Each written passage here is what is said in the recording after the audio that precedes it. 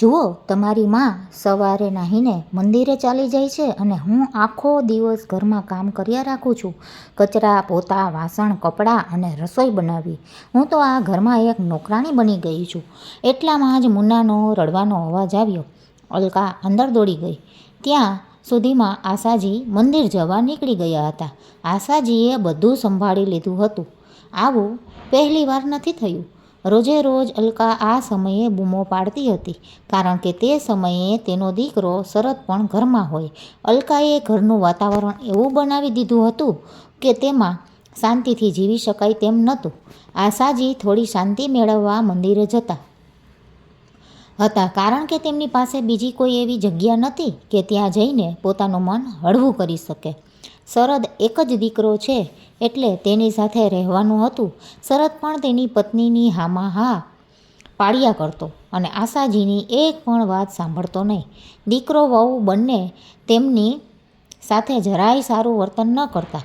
વહુના વર્તનથી તેમને એટલું દુઃખ નહોતું થતું, પણ આશાજીને પોતાના લોહીના વર્તનથી બહુ દુઃખ થતું હતું. આશાજી બંનેને કશું જ કહેતા નહીં, કારણ કે આ ઉંમરે બંને સાથે દલીલ કરવાની તેમનામાં શક્તિ પણ નહોતી. મંદિરમાં જઈને ઘણા સમય સુધી ભગવાનને હાથ જોડી બેસી રહેતા. શક્તિ આપો, હે ભગવાન, શક્તિ આપો. એક માને આ બધું સહન કરવાની શક્તિ આપો. એક દિવસ અલકાએ શરદને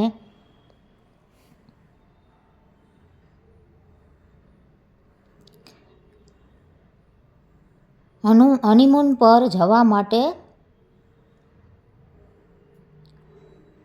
જીદ કરી અને અલકા વાસ્તવમાં હનીમૂન પર વિદેશ જવા માંગતી હતી અને ત્યાં જવાનો ખર્ચો ઘણો મોંઘો પડતો હતો. તેથી શરદે એને ના પાડી હતી.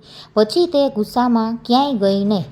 વહુની આ વાત સાંભળીને આશાજી ચૂપ થઈ ગયા, કારણ કે તેના દીકરાની પણ બોલતી બંધ થઈ ગઈ હતી. એટલે એમ મન મનાવી લીધું કે પછી ક્યારેક જઈશ. અત્યાર સુધી આશાજી ઘરનો ખર્ચો ચલાવતા હતા. શરદ દુકાનમાં કમાણી કરી અને તેમને આપી દેતો હતો. પછી તે બેંકમાં જાય અને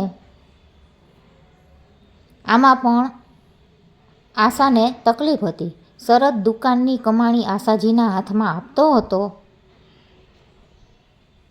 આ વાત અલકાને ગમતી નહીં. તેથી તેણે ઘરમાં હંગામો મચાવ્યો કે દુકાનની કમાણીમાં પહેલાં તેના હાથમાં આવશે અને પછી બેંકમાં જશે. આશાજીએ બહુ વિરોધ ન કર્યો, કારણ કે વહુ ઘર ચલાવે કે પોતે ચલાવે એક જ વાત છે ને. હવે એક જ દીકરો અને એક જ વહુ છે અને તેમની સાથે જ રહેવાનું છે. ઘરમાં સુખ શાંતિ જળવાઈ રહે એટલે બસ. આશાજીએ ખુશીથી દીકરીને દુકાન સોંપી દીધી અને ઘરની બાગડોર વહુને સોંપી દીધી. હવે મારે કરવાનું પણ શું છે? 2 રોટલી ખાઈને જીવન કાઢવાનું છે. પણ આ 2 રોટલી પણ તેમને નસીબ નહોતી. એવું લાગતું હતું કે તેમનું ઘરમાં રહેવું વહુને ખટકતું હતું. અલકા વાતે વાતે તેનું અપમાન કરી નાખતી અને શરદ પણ ચૂપચાપ સાંભળી લેતો. એક દિવસ તો હદ થઈ ગઈ કે મોકો જોઈને ઘરમાં ઝઘડો કર્યો અને આશાજીને દોષી ઠેરાવી અને શરદને કહ્યું કે હવે તમે આમની કંઈક બીજી વ્યવસ્થા કરી દો, બીજી વ્યવસ્થા. જ્યારે આશાજીએ આ વાત સાંભળી ત્યારે તેઓ સૂન થઈ ગયા. આ લોકો મને ક્યાં મોકલવાની વાત કરે છે? હું મારું ઘર છોડીને ક્યાંય નથી જવાની. એટલામાં શરદનો અવાજ આવે છે, આ ઉંમરે મમ્મીને ક્યાં મોકલીશું એ મને નથી ખબર. ગમે ત્યાં મોકલો, પણ હું આ ડોશી સાથે નથી રહેવાની. હવે મારાથી સહન નહીં થાય. પછી 2 દિવસ આમ જ વીતી ગયા. એક દિવસ આશાજીએ દીકરાને વહુને વાત કરતા સાંભળ્યા. તેઓ મને વૃદ્ધાશ્રમમાં મોકલવાની તૈયારી કરતા હતા. વહુને તેની સાસુથી જલ્દી છુટકારો જોતો હતો. આશાજીના પગ પણ ધ્રુજવા લાગ્યા. અરે, પોતે તેમને બિલકુલ પરેશાન નથી કરતા. તેમના પૌત્રીઓને સંભાળી રાખે છે અને વહુના કેટલા બધા કામ કરી દે છે. એ વાત તો અલગ કે વહુ સાસુનું એકેય કામ ગણતરીમાં નથી લેતી અને દર્શાવે છે કે જાણે પોતે જ બધું કામ કરે છે. મેં મારી દુકાન અને ઘર પણ તેમને સોંપી દીધું છે. હવે હું શું કરું? આશાજીનો મગજ કંઈ કામ કરતો નહોતો. કંઈ સમજાતું નહોતું કે શું કરવું. એક દિવસ તો સાવ સુસ્ત અને ઉદાસ રહી તેના પતિના પોતા સાથે વાત કરતા હતા ત્યારે જ તેની નજર પલંગની નીચે રાખેલા બોક્સ ઉપર પડી ગઈ. પછી તેના જીવનમાં કંઈક અલગ જ બદલાવ આવ્યો. તેણે બોક્સ ખસેડ્યું અને તેમાંથી ફાઇલો કાઢી. તેમાં ઘર અને દુકાનના કાગળો હતા. આ ફાઇલો મળવાથી તેમનામાં નવો ઉત્સાહ જાગ્યો. બીજા દિવસે મંદિર જવાના બહાને તે ધીમે ધીમે મંદિર પાસેની શાળામાં ગઈ. ત્યાં જઈને શિક્ષકને પોતાની પરેશાની જણાવી. કેવી રીતે દીકરા વહુથી તે પરેશાન છે. તો શિક્ષકે તેને એક વકીલને ફોન નંબર આપ્યો અને તેની સાથે વાત કરવાનું કહ્યું. વકીલે આશાજીને પોતાની ઓફિસમાં બોલાવ્યા અને તેની આખી વાત સાંભળી. પેપર જોયા પછી તેણે કહ્યું કે પતિના મૃત્યુ પછી તેની મિલકત, મકાન, જમીન, દુકાન આ તમામ વસ્તુ પર પત્નીનો જ અધિકાર હોય છે અને આ ઘર અને દુકાન પણ તમારા નામે છે. તમને આ ઘરમાંથી કોઈ કાઢી શકે નહીં. કાયદો તમારી સાથે છે. આ સાંભળીને આશાજીની આંખોમાં ચમક આવી ગઈ. તેણે વકીલની સલાહ માની લીધી અને ઘરે ગઈ. બીજા દિવસે તો સવારે જ્યારે તે જાગ્યા ત્યારે શરત કહે છે, મમ્મી તમારો સામાન પેક કરી લો. બાળકો આવે તે પહેલાં અમે તમને વૃદ્ધાશ્રમમાં મૂકી આવી.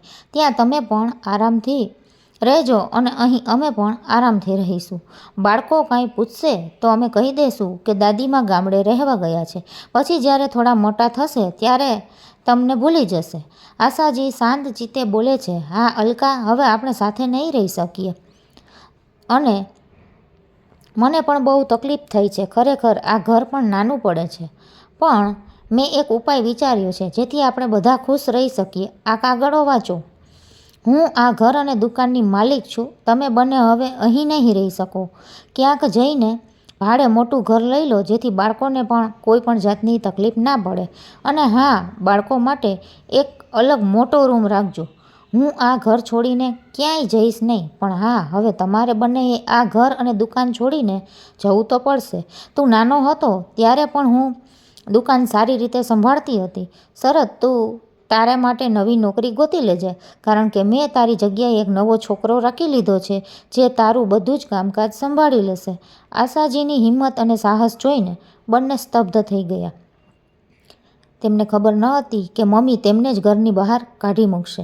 બંનેને પોતાના કાન પર વિશ્વાસ નહોતો આવતો.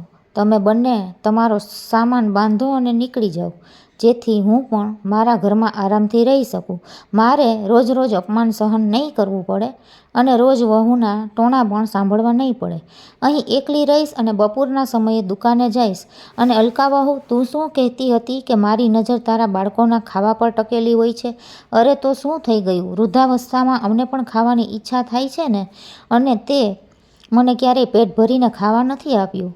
અને તું જે વસ્તુઓનો રોપ કરે છે ને એ રસોઈ સામગ્રી મારા પતિની દુકાનમાંથી જ આવતી હતી. અલકા અને શરદની આંખોમાં શરમ આવી ગઈ. તેઓએ માફી માંગી પણ આશાજીએ એમને માફ ન કર્યા અને બંનેને પોતાના બાળકો સાથે ઘરની બહાર નીકળી ગયા. દોસ્તો, જે દીકરા અને વહુઓ તેમની માને વૃદ્ધાશ્રમમાં મોકલી દે છે કે મોકલવાનું વિચારે છે તેઓ પણ ક્યારેય સુખી નથી રહી શકતા. યાદ રાખો કે ભગવાનનો ન્યાય આ જન્મમાં જ થાય છે.